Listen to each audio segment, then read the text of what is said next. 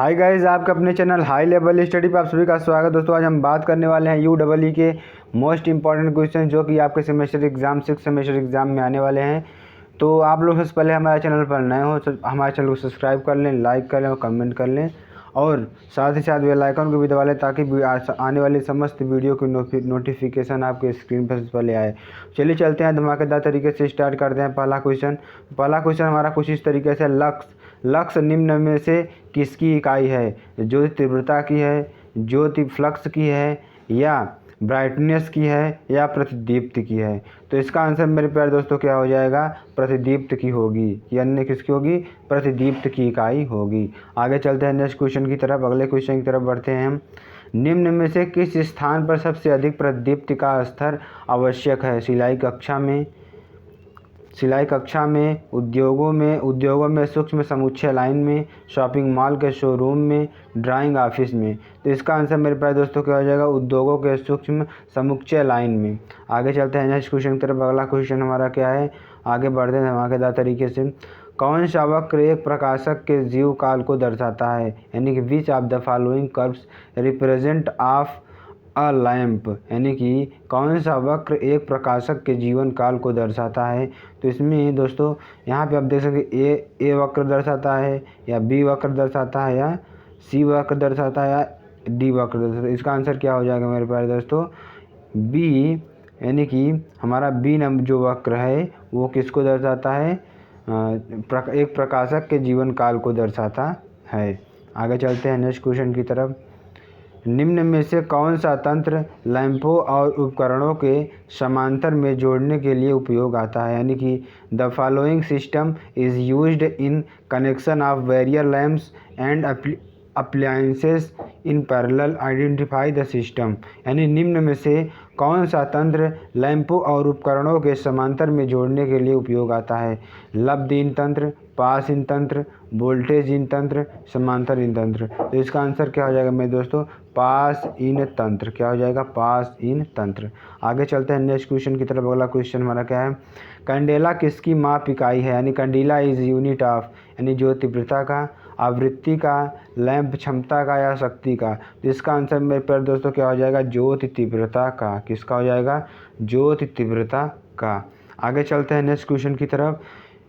125 question की तरफ चलते हैं। सोडियम वाष्प विसर्जन लैंप द्वारा दी जाने वाली रोशनी का रंग कैसा होगा? गुलाबी होगा, नीलाभ हरा होगा, पीला होगा, या नीला होगा? तो इसका आंसर मेरे प्यारे दोस्तों क्या हो जाएगा? पीला होगा। क्या होगा? पीला होगा। आगे चलते हैं अगले क्वेश्चन की तरफ। अगला क्वेश्चन हमारा क्या है?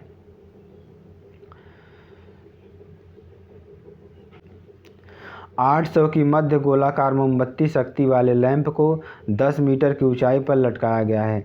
लैंप के ठीक नीचे प्रतिदीप्त का परिकलन कीजिए।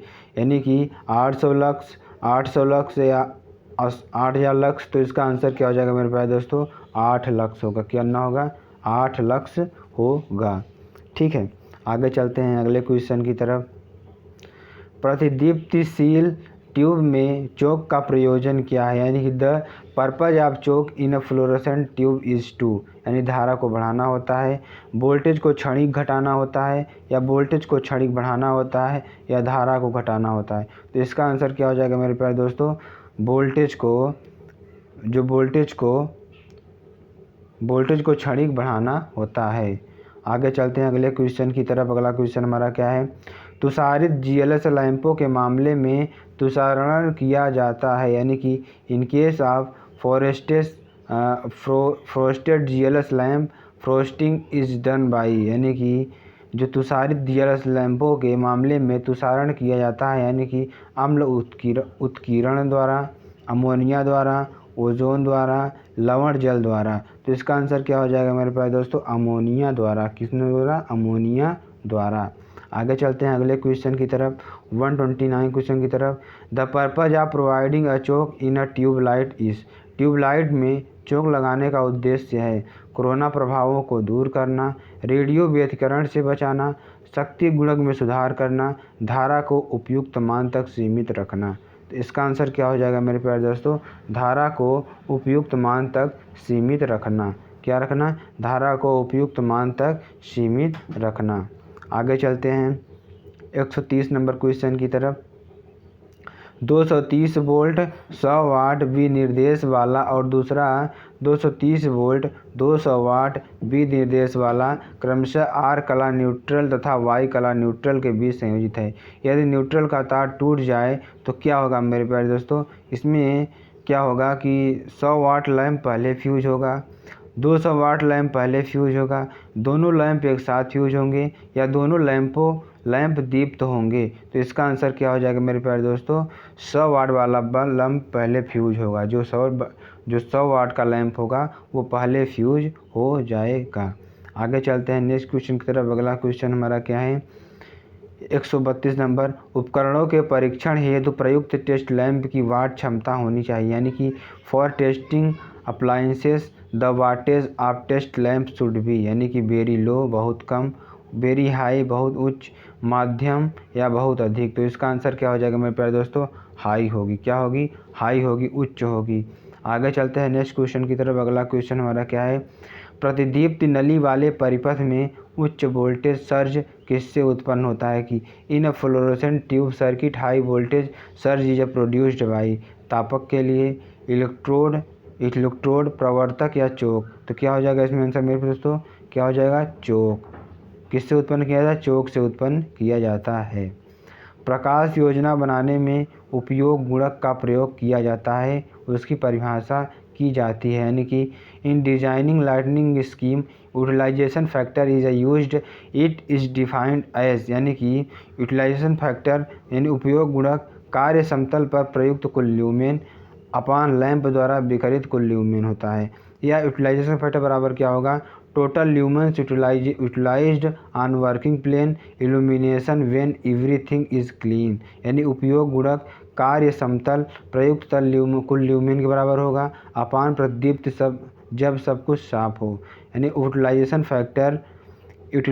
फैक्टर जो यूटिलाइजेशन फैक्टर होता है illumination under normal working condition upon illumination when everything is clean, यानी कि उपयोग गुणक क्या होगा, सामान्य कार्य परिस्थिति के अंतर्गत प्रदीप्ति अपान प्रदीप्ति जब सब कुछ साफ हो। तो डी नंबर क्या होगा, यूटिलाइजेशन फैक्टर बराबर क्या हो जाएगा, total lumens radiated by lamp upon total lumens utilized on working plane, यानी उपयोग गुणक बराबर क्या होगा, लैंप द्वारा विकृत कुल ल्यूमेन अपान कार्य समतल पर प्रयुक्त कुल ल्यूमेन। तो इसका आंसर क्या हो जाएगा मेरे प्यारे दोस्तों, इसका आंसर क्या हो जाएगा, ए नंबर हो जाएगा। क्या हो जाएगा, ए नंबर, यानी कि यूटिलाइजेशन फैक्टर बराबर क्या हो जाएगा, total lumens utilized on working plane upon total lumens radiated by lamp.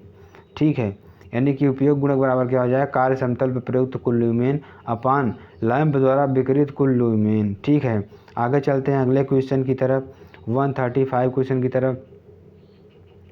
निम्नलिखित में से किस उपकरण का शक्ति गुणक सबसे कम होगा, यानी कौन सा ऐसा, इसमें जो ऑप्शन दिए हैं इसमें कौन सा उपकरण है जिसका शक्ति गुणक कम है, यानी कि which of the following equipments has the lowest power factor, यानी पूर्णतः भारित प्रेरण मोटर, निमंजन तापक, ताप दीप्ति लैंप, आर्क लैंप। तो इसका आंसर क्या हो जाएगा, इसका ऑप्शन, हाँ इसका आंसर क्या हो जाएगा, आर्क लैंप। क्या हो जाएगा, आर्क लैंप। ठीक है मेरे पास, क्या हो जाएगा, आर्क लैंप।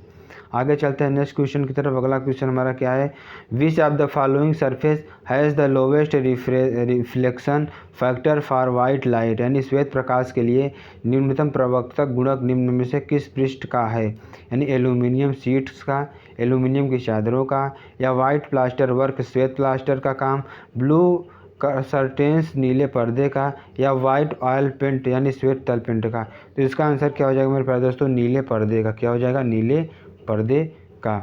आगे चलते हैं नेक्स्ट क्वेश्चन की तरफ। In a fluorescent lamp circuit the function of the capacitor connected across the supply is to, यानी कि एक फ्लोरोसेंट लैंप सर्किट में निवेशित आपूर्ति के सिरों पर लगे संधारित्र कार्य होता है, पावर फैक्टर को सुधार में लाना, रेडियो को घटाना यानी कि reduce radio interferences, produce high voltage to initiate arc, विद्युत उत्पन्न करने हेतु उच्च वोल्टेज पैदा करना, या लिमिट स्टार्टिंग करंट, प्रारंभिक विद्युत धारा को सीमित करना। तो इसका आंसर क्या हो जाएगा मेरे प्यारे दोस्तों, पावर फैक्टर को सुधारना। आगे चलते हैं अगले क्वेश्चन की तरफ। आर्क लैंप काम करता है, यानी arc lamp operates at low lagging power factor पर, न्यून पश्चगामी शक्ति गुणक पर, हाई लीडिंग पावर फैक्टर पर, उच्च अग्रगामी शक्ति गुणक पर, यूनिटी पावर फैक्टर एकक शक्ति गुणक पर, जीरो पावर फैक्टर शून्य शक्ति गुणक पर। तो इसका आंसर क्या हो जाएगा मेरे प्यारे दोस्तों? इसका आंसर हो जाएगा लो लैगिंग पावर फैक्टर पर। ठीक है, क्या हो जाएगा? न्यून लैगिंग पावर फैक्टर। ठीक है, आगे चलते हैं अगले क्वेश्चन की तरफ। फ्लोरोसेंट ट्यूब के डीसी प्रचालन में ट्यूब कितने समय तक जलता है? यानी कि in DC operation of fluorescent tube the life of the tube. तो क्या हो जाएगा? समय बढ़ या घट जाता है? एसी प्रचालन के मुकाबले 80% कम समय लगता है, एसी प्रचालन के मुकाबले 80% अधिक समय लगता है, या रिमेन समय समान रहता है। तो इसका आंसर क्या हो जाएगा मेरे पास दोस्तों? इसका आंसर हो जाएगा रिमेन, यानी कि सेम समय, समान समय रहता है। आगे चलते हैं अगले क्वेश्चन की तरफ। ज्योति फ्लक्स का यूनिट क्या है? यानी कि the unit of luminous flux is lux, candela या स्टेरेडियन या लूमेन। तो आगे चलते हैं नेक्स्ट क्वेश्चन। इसका आंसर क्या हो जाएगा? ल्यूमेन। क्या हो जाएगा? ल्यूमेन। ज्योति फ्लक्स का यूनिट क्या है? ल्यूमेन होती है। इसको आप लोग रट लीजिए। आगे चलते हैं अगले क्वेश्चन की तरफ। एक प्रतिरूपी सोलर सेल की दक्षता 5% से कम, 12% से 25% तक, 30% से 40% या 50% से अधिक। तो इसका आंसर क्या हो जाएगा? 12 से 25% के मध्य होती है। आगे चलते हैं अगले क्वेश्चन की तरफ। निम्न में से कौन सी वाष्प गैस पीला रंग देती है? यानी कि which of the following vapour gas will give yellow colour, यानी कि येलो कलर। तो आगे चलते हैं। या हीलियम होती है, या मरकरी होती है, या सोडियम होती है, या मैग्नीशियम होती है। तो इसका आंसर क्या हो जाएगा? सोडियम होगा। क्या हो जाएगा? सोडियम होगा। आगे चलते हैं अगले क्वेश्चन की तरफ। मरकरी वाष्प लैंप का रंग होगा, यानी कि the colour of mercury vapour lamp is सफ़ेद होगा, हरियाला नीला होगा, येलो होगा, पीला होगा, या गुलाबी होगा। तो इसका आंसर क्या हो जाएगा मेरे प्यारे दोस्तों? हरियाला नीला होगा, यानी ग्रीनिश ब्लू होगा। अगला क्वेश्चन है इंडक्शन लैंप इज, यानी कि ट्यूबलाइट, बल्ब, सोडियम लैंप, या इनमें से कोई नहीं। तो क्या होगा इसका आंसर? बल्ब होगा। क्या हो जाएगा? बल्ब होगा। ठीक है, ये जो इंडक्टेंस लैंप होता है, इसमें कौन सा इंडक्टेंस लैंप है? जो बल्ब होते हैं वो हमारे इनकैंडेसेंस लैंप होते हैं। आगे चलते हैं। शीतलन समय नियतांक को किस रूप में चिन्हित किया जाता है? तो इसका आंसर क्या हो जाएगा? Cooling time constant is denoted as. इसका आंसर क्या हो जाएगा? टाउ। क्या हो जाएगा? टाउ। इसका आंसर क्या हो जाएगा? आगे चलते हैं अगले क्वेश्चन की तरफ। एक प्रोजेक्टर के किरण पुंज के दीप्ति और लैंप द्वारा दिए गए दीप्ति के अनुपात को क्या कहते हैं? यानी कि the ratio of luminance in the beam of a projector to the lumens give out of lamp is called the. किरण पुंज कारक, प्रतिदीप्ति, विद्युत कारक, या उपरोक्त में से कोई नहीं। तो इसका आंसर क्या हो जाएगा? किरण पुंज कारक। क्या हो जाएगा? किरण पुंज कारक। What is defined as the ratio of energy radiated as light to the total energy radiated? यानी प्रकाश की तरह विकिरित ऊर्जा को ऊर्जा और कुल विकिरित ऊर्जा के अनुपात के रूप में किसे परिभाषित किया जाता है?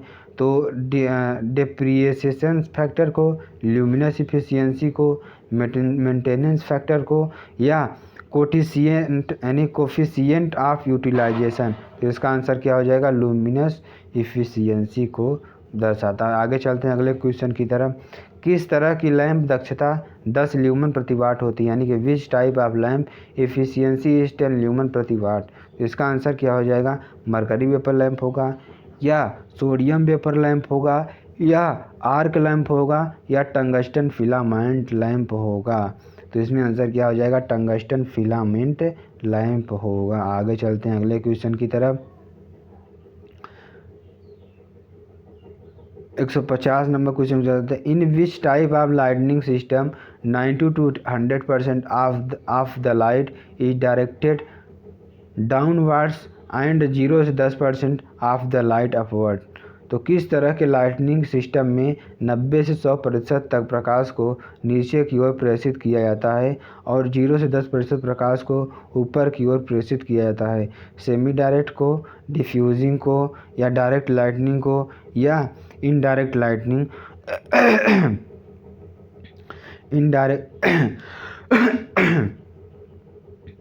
इनडायरेक्ट लाइटनिंग को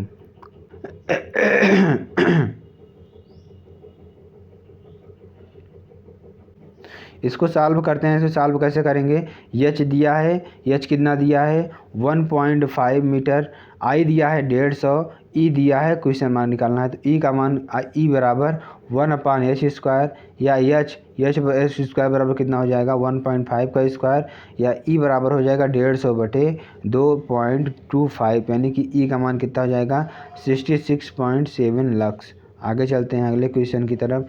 एक ट्यूबलाइट का चोक जो किस सिद्धांत पर काम करता है? द्विधात्वीय यानी कि बाईमेटेलिक पर, या कैपेसिटेंस पर, या धारिता पर, या इसमें हो जाएगा प्रेरकता पर, या इंडक्टेंस पर, या आयनन पर। तो इसका आंसर क्या हो जाएगा? धारिता पर, कैपेसिटेंस पर। आगे चलते हैं अगले क्वेश्चन की तरफ। प्रतिदीप्त की माप निम्न में से किसका उपयोग करने के लिए की जाती है? मिली वोल्ट मीटर को, इसको स्ट्रोबोस्कोप को, या लक्स मीटर, या पीएच मीटर। तो इसका आंसर क्या हो जाएगा? इसका आंसर मेरे प्यारे दोस्तों क्या हो? तो इसका आंसर मेरे प्यारे दोस्तों क्या हो जाएगा? इंडक्टेंस, यानी सी नंबर इसका आंसर सही होगा। क्या होगा? C number. आगे चलते हैं अगले क्वेश्चन की तरफ, यानी कि 154 नंबर क्वेश्चन। तो इसमें क्या होगा? प्रतिदीप्त की माप निम्न में से किसका उपयोग करने के लिए की जाती है? तो मिली वोल्ट मीटर के लिए की जाती है, या स्ट्रोबोस्कोप के लिए की जाती है, या लक्स मीटर के लिए, या पीएच मीटर के लिए। तो इसका आंसर क्या हो जाएगा मेरे प्यारे दोस्तों? लक्स मीटर के लिए की जाती है। आगे चलते हैं अगले क्वेश्चन की तरफ। सामान्यतः सिनेमा, नृत्य हॉल और होटल की सजावट में किस प्रकार की प्रकाश प्रणाली का प्रयोग होता है? यानी कि विच type of lighting system is usually employed in cinema, dancing halls and decoration in hotels?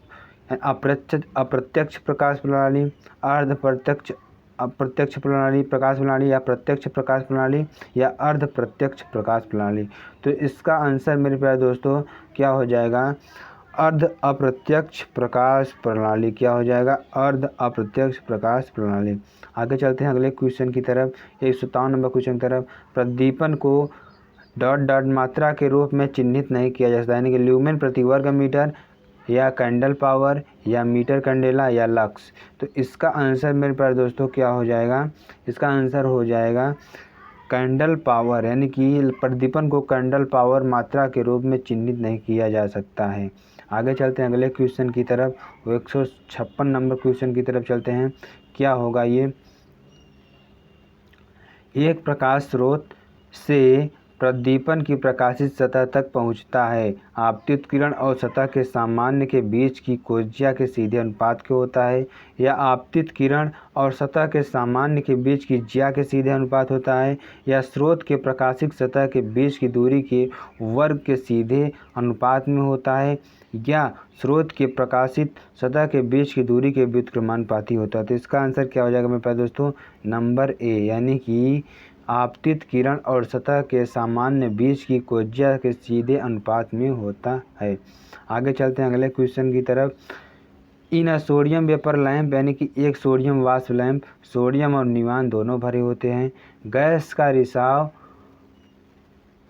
का रिसाव होता है, पीला प्रकाश दिखता है। तो यहाँ पे ऑप्शन देख लीजिए, 1, 2 और 3 सही हैं, या केवल 2 सही हैं, कोई भी सही नहीं है, 1 और 2 सही हैं। तो इसका आंसर क्या हो जाएगा मेरे प्यारे दोस्तों? इसका आंसर हो जाएगा तीनों, यानी कि ये हो जाएगा 1, 2 और 3 तीनों सही हैं, यानी कि 1, 2 और 3 सही हैं। आगे चलते हैं अगले क्वेश्चन की तरफ। अगला क्वेश्चन हमारा क्या है?